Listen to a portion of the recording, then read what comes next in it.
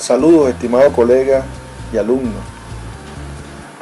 Nuevamente te habla el criptocontador Francisco Javier Camero García. Dame tu hash. Bueno, ya estamos finalizando nuestro curso en cuanto a la preparación de la declaración definitiva de impuestos sobre la renta, personas jurídicas, forma de PJ 99026. Con nuestro contribuyente especial, GIDE Comercial Compañía Anónima. Y para finalizar, vamos a evaluar cómo quedó nuestra forma de PJ 99026 y lo que sería la entrega del informe de preparación según la SEP 7. Vamos a dar un vistazo a lo que en un video anterior les mostré como requisito fundamental para nuestra preparación de declaración definitiva. Debemos cumplir lo establecido en la SEP 7, ¿sí? Bueno, pasamos entonces a revisar, a evaluar la planilla forma de PJ 99026 y verificar los datos antes de entregar nuestros papeles de trabajo e informes de preparación al contribuyente GIDE Comercial Compañía Anónima. Para evaluar entonces la planilla forma de PJ 99026, fíjense que tenemos ubicados los datos del contribuyente en esa sección A, la fecha en que estamos presentando, preparando nuestra declaración, el RIF, importante colocar el RIF del contribuyente según nuestro ejercicio, porque esa es la estructura que tiene el RIF, ¿sí? El periodo que estamos preparando en esta sección B, el ejercicio gravable, que sería desde el 1 de enero del 2019 al 31 de diciembre del 2019. Los datos del enriquecimiento de fuentes territoriales, que son 531.047.047, nosotros vamos a comprobar según la sección E.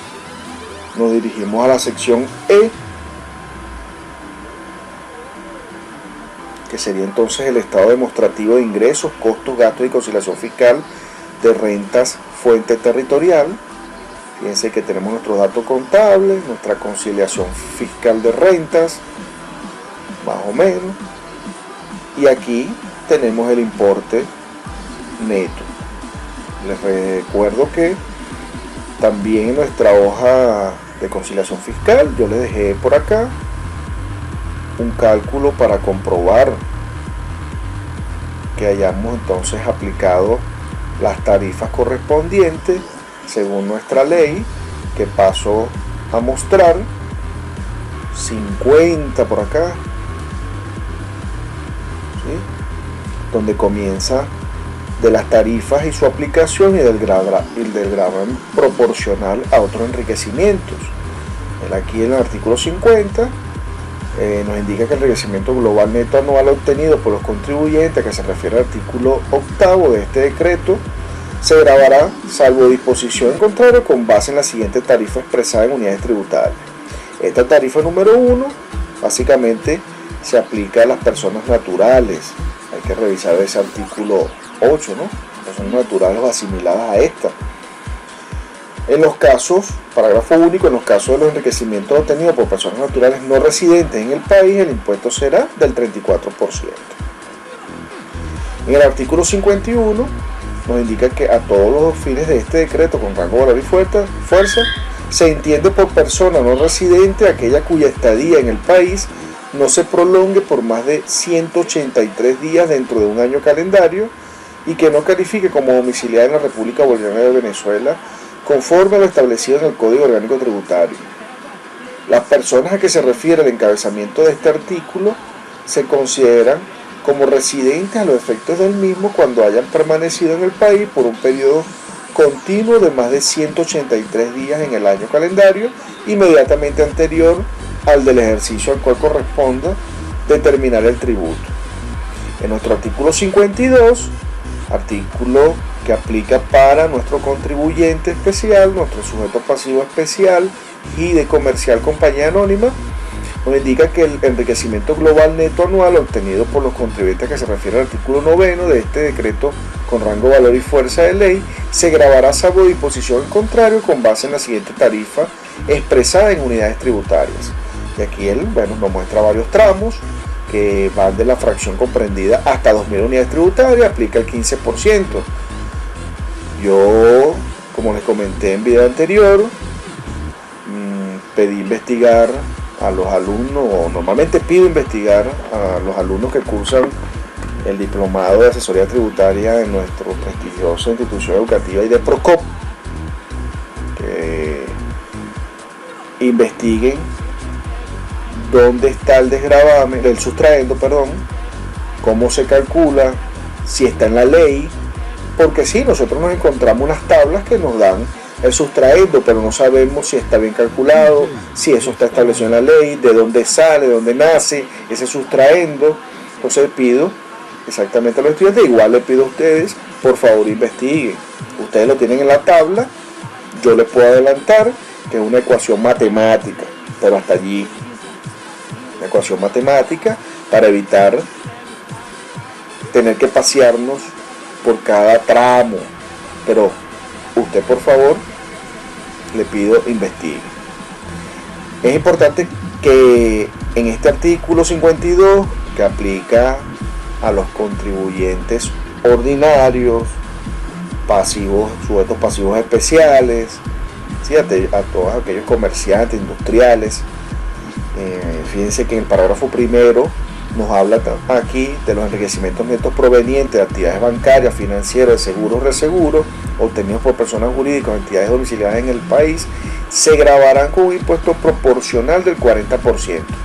Ya aquí, él excluye entonces de la tarifa número 2 a aquellas instituciones financieras de seguro y reaseguro y le aplica un impuesto proporcional a la renta neta que estos obtengan. Así él también, más adelante, nos señala los enriquecimientos netos provenientes de préstamos y otros créditos concedidos por instituciones financieras constituidas en el exterior y no domiciliadas en el país, solo se gravarán con un impuesto proporcional de 4,95%. A los efectos de lo previsto en este párrafo, se entenderá por instituciones financieras aquellas que hayan sido calificadas como tales por la autoridad competente del país de su constitución. No cualquiera se puede decir que es una institución financiera. ¿Okay? Parágrafo tercero. Los enriquecimientos netos anuales obtenidos por las empresas de seguros y reaseguros, a que se refiere el artículo 38 de este decreto con rango, valor y fuerza de ley, se gravarán con un impuesto proporcional del 10%. Atento con eso. Y bueno, en el artículo 53 ya nos refiere que los enriquecimientos anuales obtenidos por los contribuyentes que se refieren al artículo 11 y 12 de este decreto con rango, valor y fuerza de ley se gravarán salvo disposición en contrario con base en la siguiente tarifa. Entonces la tarifa número 3 nos habla de tasa proporcional. Recuerden que básicamente esta tarifa número 3 está dirigida a la actividad de hidrocarburos, pero les pido también revisar quiénes son los sujetos a que se le aplica esta tarifa. Y bueno, él aquí nos finaliza: a los fines de determinación de los impuestos que se contrae el encabezamiento de este artículo, se tomará en cuenta el tipo de contribuyente, las actividades que se dedica y el origen de los enriquecimientos obtenidos. Esto sobre todo porque hay empresas que están constituidas con una razón social, pero su actividad económica real resulta que encuadra en la tarifa número 3. Por eso es importante también revisar el Código Orgánico Tributario, por allá el artículo 15 y el 16, ¿sí? En que la Administración Tributaria podrá desconocer la forma en que fue constituida la empresa, ¿no? Entonces, hay empresas que dicen ser comerciales, pero resulta que su actividad fundamental está ligada a la actividad de hidrocarburos. Entonces, hay que estar muy atentos porque entonces aplicaría esta tarifa número 3. Bueno, visto entonces el tema de las tarifas, volvemos a nuestra planilla, ¿sí? Fíjense, les decía que les había dejado una comprobación de ese impuesto determinado, impuesto que tenemos en la sección C, ¿sí? Cálculo de 827.255.198. Aquí entonces tenemos en esta sección también el impuesto que es acreditable pagado en el exterior. Recuerden el cálculo que hicimos según la norma que nos permite solo aprovechar en proporción a la renta neta global, ¿sí? Lo que representa esa renta del exterior. Nos estará dando entonces un impuesto a pagar, ya descontado este impuesto, de 381.159.000. Fíjense que el impuesto determinado era de 827 millones, menos el impuesto que me permitió acreditar que pagamos en el exterior. Recuerden revisar el artículo 2 de la ley de impuestos sobre la renta. Quedó el impuesto a pagar en 381.159.657,28 centavos. Luego tenemos entonces en esta sección lo que son los impuestos proporcionales, ¿sí? Ese enriquecimiento de fuente territorial que están sujetos al impuesto proporcional. Y ahí tenemos el dividendo, los dividendos que nos ganamos. Ahí se determinó un impuesto. Este impuesto proporcional, recuerden que cuando nosotros estuvimos evaluando lo de los anticipos, abordamos el impuesto retenido durante el ejercicio, que es lo que vamos nosotros a aprovechar o disminuir del impuesto. Pero dentro de este impuesto retenido tenemos a los 2.890.000. Tenemos retenciones que nos efectuaron nuestros clientes, pero además también los 2.890.000 provenientes de ese impuesto proporcional que es del decreto de dividendo. Fíjense que en la fórmula yo se los indico acá, los separo como está compuesto. Tenemos entonces la sección de anticipo aplicable que ya vimos. Fíjense, nos está quedando nuestro impuesto a pagar, total impuesto en 374.899.657,28, ya descontando el anticipo. La rebaja del impuesto autoliquidado, si tuviésemos algunas rebajas excedentes por rebajas años anteriores, nuevas rebajas, bueno, esto quedó derogado o en definitiva se eliminó, ¿no? de la ley de impuestos sobre la renta, aquellas rebajas por inversión. Bueno, fue un tema también bastante tratado y que fue sometido en muchos casos a reparo, ¿no? Esa rebaja. Nos está dando un impuesto, total impuesto del ejercicio, de 374 millones todavía. Tenemos en créditos de impuestos de activos empresariales. Sabemos que esta ley fue derogada por allá en el 2004, si no recuerdo. Tenemos impuestos pagados en exceso. Recuerden que son aquellos impuestos, retenciones que pagamos y que no pudimos compensar. Disminuye ese impuesto, entonces ese pago en exceso disminuimos del impuesto determinado. Si tuviésemos alguna compensación que nosotros podemos realizar, porque cuando poseemos créditos, por ejemplo en esos pagos en exceso, podemos negociarlo, podemos compensar, podemos ceder. Entonces aquí nos emiten resoluciones que podemos aprovechar, ¿no? Pero bueno, no tenemos, en nuestro caso no hay ningún tipo de compensación de ese impuesto. Nos está dando entonces un total de impuestos a pagar después de las compensaciones de 374.524.657,28. Es importante indicar que este impuesto sobre la renta determinado, fíjense que nuestro artículo 85 nos indica que los contribuyentes deberán determinar sus enriquecimientos, calcular los impuestos correspondientes y proceder a su pago de una sola vez ante las oficinas receptoras de fondos nacionales en la forma y oportunidad que establezca el reglamento.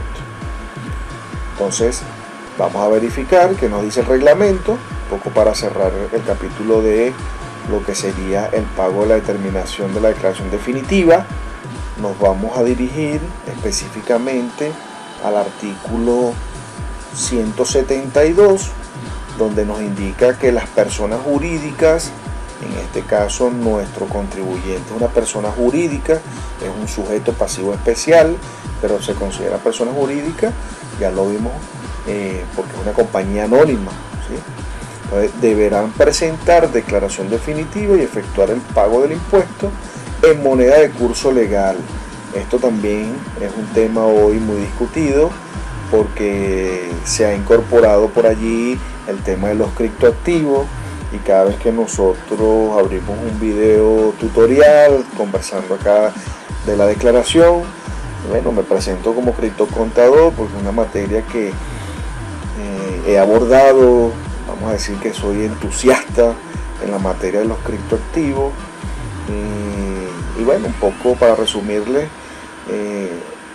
aquí se incorpora, se dice que ese impuesto debe ser pagado en moneda de curso legal. No nos da la posibilidad que sea pagado en otra moneda, pero recordemos que el 28 de diciembre del año 2018 salió un decreto que ya lo vamos a revisar, ¿sí? Que establece la posibilidad o establece el mandato de que si nosotros tenemos actividades en otras monedas distintas a la de curso legal, entonces pueda ser pagado el tributo en divisas, en dólares, en criptoactivos, ¿sí? Y bueno, vamos a revisar esa normativa, vamos a ver qué nos indica el decreto.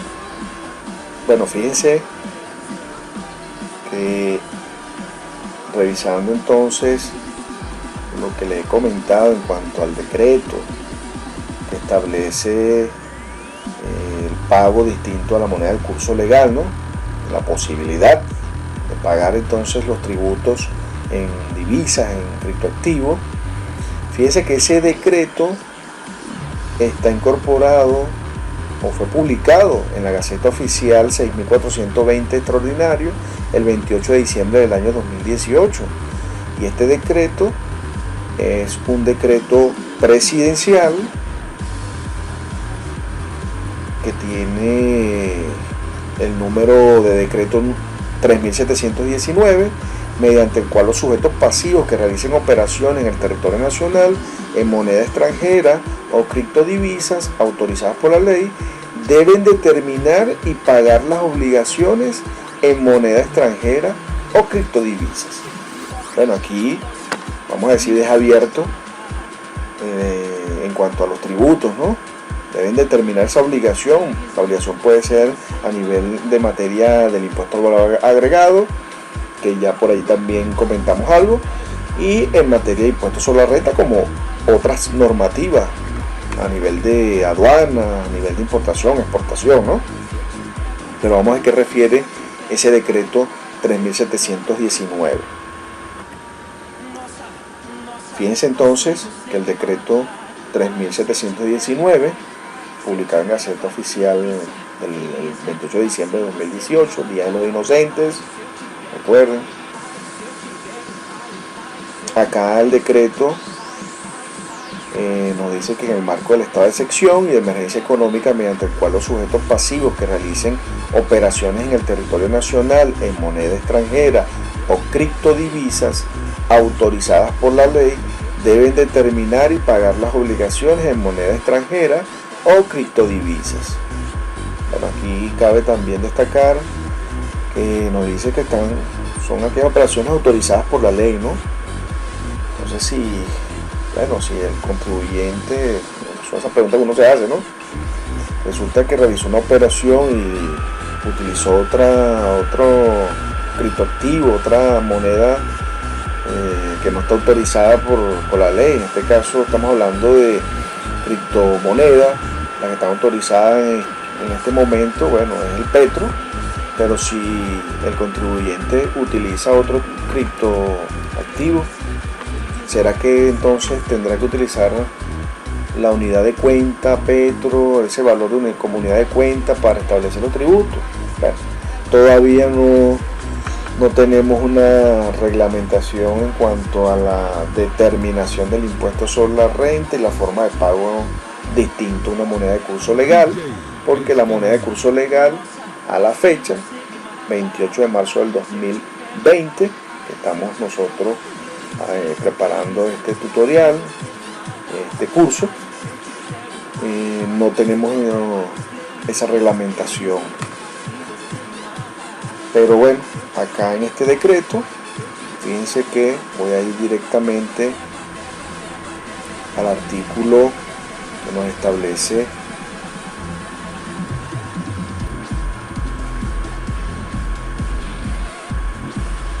el decreto, que es el artículo 4, que la administración tributaria, en el ejercicio de las facultades, atribuciones y funciones para recaudar los tributos nacionales, dictará la normativa que establezca las formalidades para la declaración y pago en moneda extranjera o criptodivisa de las obligaciones señaladas en el presente decreto. Bueno, lo que él nos dice en su artículo primero, básicamente lo mismo que el encabezado, que dice: los sujetos pasivos que realicen operaciones en el territorio nacional en moneda extranjera o criptodivisa autorizadas por la ley a través de los convenios cambiarios suscritos entre el Ejecutivo Nacional y el Banco Central de Venezuela o mediante decreto presidencial que constituyan hechos imponibles generadores de tributos nacionales, deben determinar y pagar las obligaciones en moneda extranjera o criptodivisa. Pero bueno, él acá delega entonces a la administración tributaria para que pueda ella establecer la normativa, ¿no? Sea ella quien dicte la normativa que establezca las formalidades, todos esos pasos de cómo se va entonces a enterar ese tributo.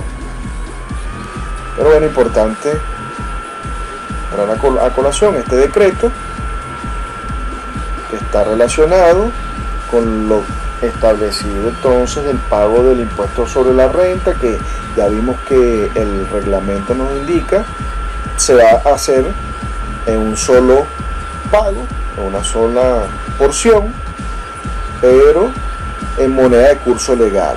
Y la moneda de curso legal hasta el momento es el bolívar. Repito, artículo 172, las personas jurídicas deberán presentar declaración definitiva y efectuar el pago del impuesto en moneda de curso legal, salvo las excepciones establecidas en las leyes, en una sola porción dentro de los 3 meses siguientes a la culminación de su ejercicio fiscal. Pero bueno, salvo las excepciones establecidas en las leyes, bueno, podemos citar entonces el decreto 3719, porque se pueden establecer aquellas excepciones. Mire, si usted generó operaciones económicas en otra divisa, bueno, se calculará en esa divisa. Continuamos entonces revisando nuestra planilla. Fíjense que en la sección D tenemos el reajuste por inflación fiscal, que para nuestro contribuyente,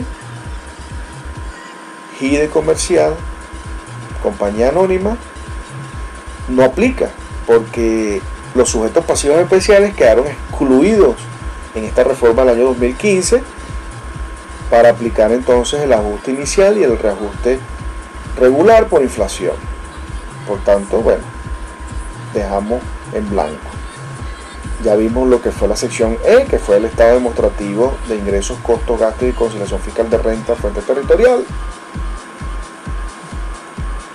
Tenemos entonces nuestra sección F, que es la de fuente extraterritorial. Aquí vaciamos los datos de ese enriquecimiento que obtuvo nuestra sucursal en Estados Unidos, igual parecido a la de fuente territorial. Tenemos en nuestra sección de rentas exentas o exoneradas. Recuerden que la intención acá es separar de los ingresos aquellas rentas que están exentas o exoneradas y reflejarla acá en la sección correspondiente a dicha renta, ¿no? Estas rentas también pueden tener unos costos de venta y unos gastos, ¿sí? En nuestro caso nos determina solo, nos indicó el contribuyente que solo tuvo el enriquecimiento, que no incurrió en ningún otro costo. Y bueno, así lo determinamos, así verificamos, ¿no? Tenemos lo que son las pérdidas de años anteriores pendientes de compensación. Fíjense que estas pérdidas de años anteriores también tuvo una reforma, porque en la ley anterior, 2007, 2014, fíjense que, perdón, 2007, esa pérdida era trasladable hasta por 3 años, el 100%. Entonces, si nosotros teníamos una renta en el siguiente año de la pérdida, podíamos rebajar 100% esa pérdida. Pero con la reforma incorporada en el año 2014, que vamos a verificar en la ley, que nos dice sobre las pérdidas de años anteriores pendientes de compensación, ¿cuál fue esa reforma?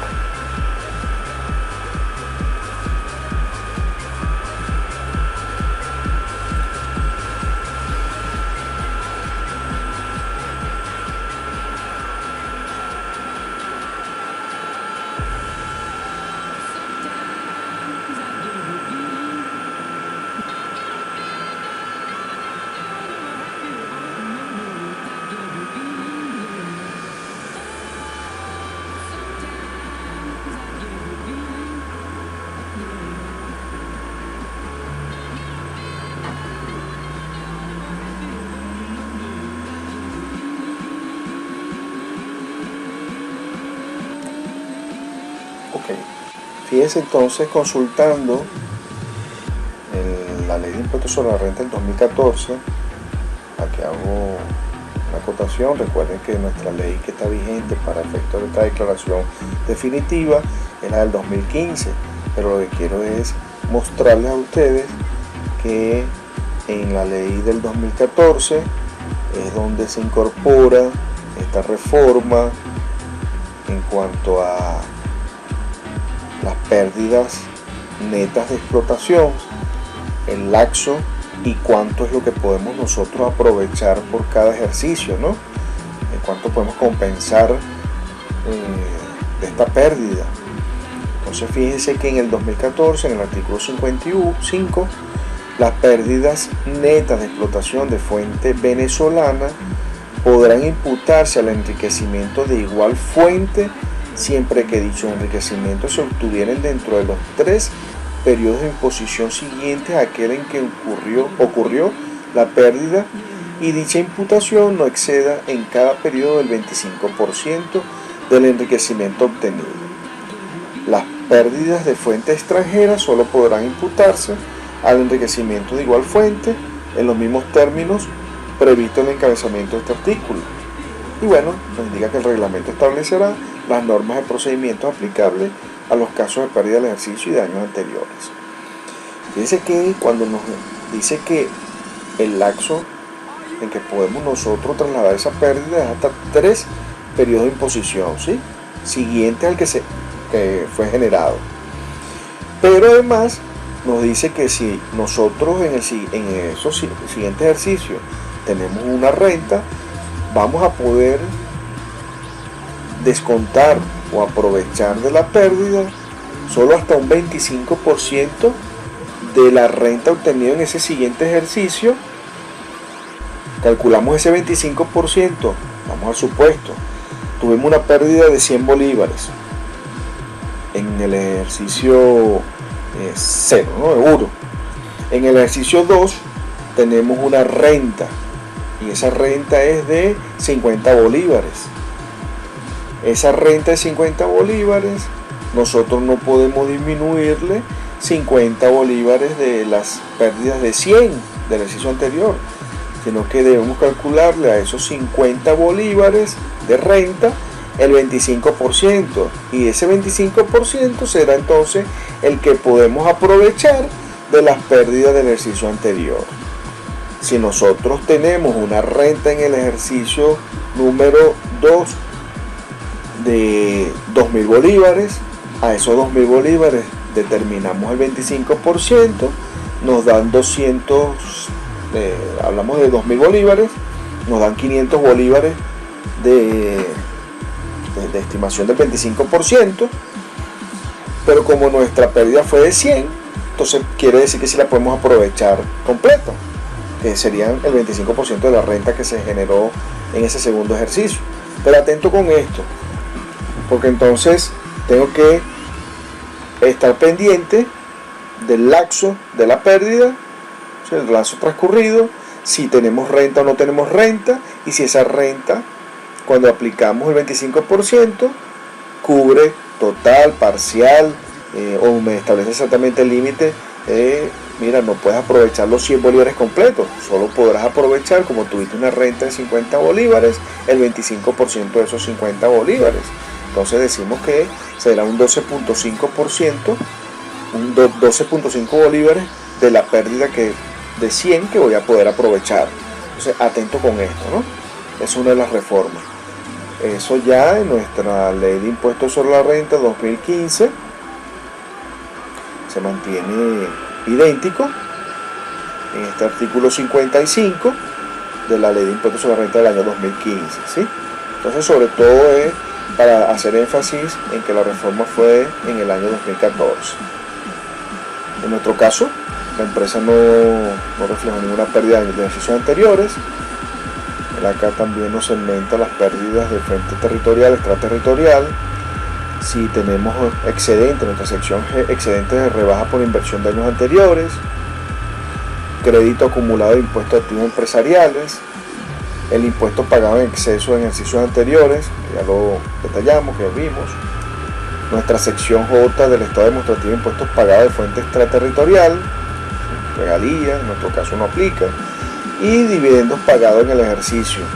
Acá, este caso, bueno, vamos a reflejar si tuvimos dividendos pagados en efectivo o en acciones. Y finalmente tenemos entonces que colocar los datos en nuestra planilla para imprimir y entregar a nuestro cliente. Esta planilla de preparación va junto con el informe CEP 7, que por favor le pido revise nuevamente el video que está relacionado a lo que sería la CEP 7. Le muestro brevemente de su contenido. Usted un video anterior, entonces le dimos los detalles de la CEP 7, donde tiene la introducción, la base legal, objetivos, alcance y sobre todo lo que sería los modelos, ¿no?, de presentación, porque usted presentó un contrato de servicio. Una vez que nosotros terminamos de preparar, entonces debemos enfocarnos en lo que sería el informe. Ese informe con las notas revelatorias, que le pedí por favor que todas aquellas notas o observaciones que usted tenga, debe colocarlo en ese informe, en las notas revelatorias del informe. Recuerda entonces que tenemos nuestro modelo como contador público independiente para entonces presentar este informe. Allí recuerden que tiene un modelo de informe para entonces presentar a nuestro cliente. Con esto concluimos nuestro curso, nuestro video tutorial, que se convirtió en un curso de preparación de declaración de impuestos sobre la renta, declaración definitiva de impuestos sobre la renta. Y recuerde que entonces debe entregar el informe debidamente certificado, ¿sí?, por el colegio, para que todas sus actuaciones queden debidamente registradas y queden protegidas también, ¿no?, porque la idea también es protegerse, proteger sus actuaciones. Y para eso tenemos entonces un RAP, ¿sí? Y bueno, nuestro Colegio de Contadores Públicos del Distrito Capital y el Estado Miranda tiene lo que sería el RAPE y el RAPEM, ¿no? Por favor, le sugiero entonces entregar su CEP 7, el informe, su preparación, y que sea entonces el cliente, el contribuyente, que ingrese al portal del CENIA y coloque todos los datos entregados. Muchísimas gracias por su atención y espero que este curso, este video tutorial le sea de provecho, le ayude en su capacitación, en refrescar para aquellos contadores expertos en la materia. Discúlpenme si tengo por allí algún tipo de error,